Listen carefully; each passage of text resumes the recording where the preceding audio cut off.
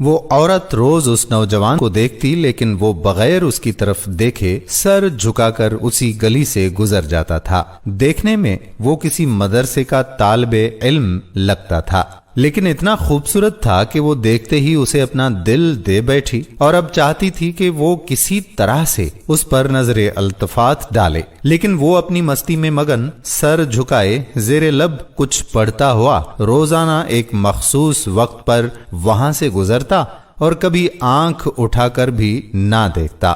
اس عورت کو اب ضد سی ہو گئی تھی۔ وہ حیران تھی کہ کوئی ایسا نوجوان بھی ہو سکتا ہے جو اس کی طرف نہ دیکھے، اور اسے ایسا سوچنے کا حق بھی تھا۔ وہ اپنے علاقے کی سب سے امیر ترین اور خوبصورت ترین عورت جو تھی، خوبصورت اتنی کہ جب وہ باہر نکلتی تو لوگ اسے بے اختیار دیکھنے پر مجبور ہو جاتے۔ اسے حیرت تھی کہ جس کی خوبصورتی کو دیکھنے کے لیے لوگ ترس رہے ہیں، وہ خود کسی کو پسند کرے اور وہ مائل نہ ہو، اس کی طرف دیکھنا گوارا نہ کرے۔ اپنی انا کی شکست اور خوبصورتی کی توہین پر وہ پاگل سی ہو گئی اور کوئی ایسا منصوبہ سوچنے لگی جس سے وہ اس نوجوان کو حاصل کر سکے، اس کا غرور توڑ سکے۔ آخرکار شیطان نے اسے ایک ایسا طریقہ سمجھا دیا جس میں پھنس کر وہ نوجوان اس کی بات مانے بنا رہ نہیں سکا۔ اگلے دن جب وہ نوجوان اس گلی سے گزر رہا تھا تو ایک عورت اس کے قریب آئی اور کہنے لگی کہ بیٹا، میری مالکن تمہیں بلا رہی ہے۔ نوجوان نے کہا، اماں جی، آپ کی مالکن کو مجھ سے کیا کام ہو سکتا ہے؟ اس عورت نے کہا، بیٹا، اس نے تم سے کوئی مسئلہ پوچھنا ہے، وہ مجبور ہے، خود باہر آ نہیں سکتی۔ نوجوان اس عورت کے ساتھ چلا گیا۔ اس کے وہم و گمان میں بھی نہیں تھا کہ جو عورت اسے بلا رہی ہے اس کا منصوبہ کیا ہے، وہ کیا چاہتی ہے۔ وہ تو اپنی فطرتی سادہ دلی کی وجہ سے اس کی مدد کرنے کے لیے اس کے گھر آ گیا۔ اس کے ذہن میں تھا کہ شاید کوئی بوڑھی عورت ہے جو اپنی کسی معذوری کی وجہ سے باہر آنے سے قاصر ہے۔ نوکرانی نے اسے ایک کمرے میں بٹھایا اور انتظار کرنے کا کہہ کر وہاں سے چلی گئی۔ تھوڑی ہی دیر کے بعد کمرے میں وہی عورت داخل ہوئی۔ نوجوان نے بے اختیار اپنی نظریں جھکا لی کیونکہ اندر آنے والی عورت بہت ہی خوبصورت تھی۔ نوجوان نے پوچھا، جی بی بی، آپ نے کون سا مسئلہ پوچھنا ہے؟ عورت کے چہرے پر ایک شیطانی مسکراہٹ آ گئی۔ اس نے اپنے دل کا حال کھول کر اس کے سامنے رکھ دیا اور کہا کہ میری سب سے بڑی خواہش ہے کہ میں ایک دفعہ تمہیں حاصل کر لوں۔ نوجوان یہ بات سن کر کانپ گیا اور کہنے لگا، اللہ کی بندی، اللہ سے ڈرو، کیوں گناہ کی طرف مائل ہو رہی ہو؟ اس نے اس عورت کو بہت سمجھایا، لیکن عورت پر تو شیطان تھا سوار۔ اس نے کہا کہ یا تو تم میری خواہش پوری کرو گے یا پھر میں شور مچاؤں گی کہ تم زبردستی میرے گھر میں داخل ہوئے اور میری عزت پر حملہ کیا۔ نوجوان بیچارہ یہ بات سن کر بہت ہی پریشان ہوا۔ اسے اپنی عزت کسی بھی طرح سے محفوظ نظر نہیں آ رہی تھی۔ اس کی بات مانتا تو گناہگار ہوتا، نہ مانتا تو لوگوں کی نظر میں برا بنتا ہے۔ وہ علاقہ جہاں لوگ اس کی شرافت کی مثالیں دیا کرتے تھے، وہاں اس پر اس طرح کا الزام لگ جائے یہ اسے گوارا نہیں تھا۔ وہ عجیب و غریب مصیبت میں بیچارہ پھنس گیا۔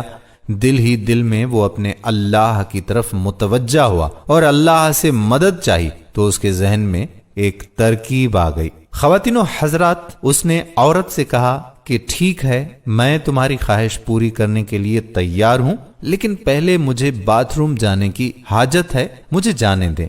عورت نے اسے بیت الخلا کا بتا دیا۔ اس نوجوان نے اندر جا کر ڈھیر ساری غلاظت اپنے جسم پر مل لی اور باہر آ گیا۔ عورت اسے دیکھتے ہی چلا اٹھی، یہ تم نے کیا کیا ظالم؟ مجھ جیسی نفیس طبیعت والی کے سامنے اتنی گندی حالت میں آ گئے، دفع ہو جاؤ، نکل جاؤ میرے گھر سے۔ نوجوان فوراً اس کے گھر سے نکل گیا اور قریب ہی کی ایک نہر پر اپنے آپ کو اور اپنے کپڑوں کو اچھی طرح سے پاک کیا اور اللہ تعالیٰ کا شکر ادا کرتا ہوا واپس مدرسے چلا گیا۔ نماز ہوئی۔ نماز کے بعد جب وہ سبق میں بیٹھا تو تھوڑی دیر کے بعد استاد نے کہا کہ آج تو بہت ہی پیاری خوشبو آ رہی ہے۔ کس طالب علم نے خوشبو لگائی ہے؟ وہ نوجوان سمجھ گیا کہ اس کے جسم سے ابھی بدبو گئی نہیں اور استاد جی طنز کر رہے ہیں۔ وہ اپنے آپ میں سمٹ گیا۔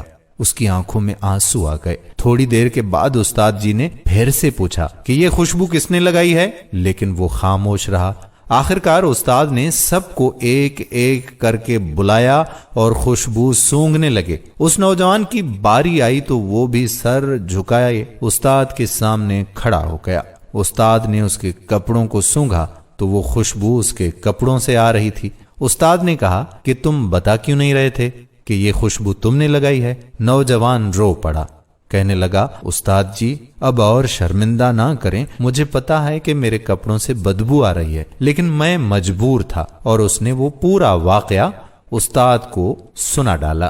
استاد نے کہا کہ میں تمہارا مذاق نہیں اڑا رہا تھا بیٹے، اللہ تعالیٰ کی قسم کھا کر کہتا ہوں کہ تمہارے کپڑوں سے واقعی ایسی خوشبو آ رہی ہے جو میں نے آج سے پہلے کبھی بھی سونگھی ہی نہیں ہے، اور یقیناً یہ اللہ تعالیٰ کی طرف سے ہے کہ تم نے اپنے آپ کو گناہ سے بچانے کے لیے اپنے آپ کو گندگی لگانا پسند کر لیا، لیکن اللہ تعالیٰ نے اسی گندگی کو ایک ایسی خوشبو میں بدل دیا ہے جو کہ اس دنیا کی لگتی ہی نہیں ہے، یہ جنت کی خوشبو لگتی ہے۔ کہتے ہیں کہ اس نوجوان کے جسم سے وہ خوشبو ہمیشہ سے آتی رہی۔ تو دوستو یہ پرہیزگاری ہوتی ہے اور یہ اپنے آپ کو بچانے کا اجر و ثواب ہوتا ہے۔ اللہ تعالیٰ کے ہاں کون سی چیز، کون سا ہمارا عمل کب پسند آ جائے اور اس کے صدقے میں اللہ تعالیٰ ہم پر مہربان ہو جائے۔ تو دوستو تقوی اختیار کریں، پرہیزگاری اختیار کریں۔ آج کل کے دور میں ہماری نوجوان نسل کو یہ پتہ نہیں ہے کہ ہم جو بوائے فرینڈ گرل فرینڈ بنا رہے ہیں اس کا نقصان کیا ہے اور اس کی سزا کتنی بھگتنی پڑے گی۔ براہ کرم آپ اس ویڈیو کو اپنے دوست و احباب کے ساتھ صدقہ جاریہ کی نیت سے شیئر کریں، اور اس لیے بھی اس کو شیئر کریں تاکہ یہ بات کسی نہ کسی نوجوان تک پہنچ جائے۔ اگر وہ اس زنا کے گناہ سے باز آیا تو اس کا اجر و ثواب آپ کو بھی ملے گا اور مجھے بھی حصہ ملے گا۔ تو اس ویڈیو کو زیادہ سے زیادہ شیئر کیجیے گا۔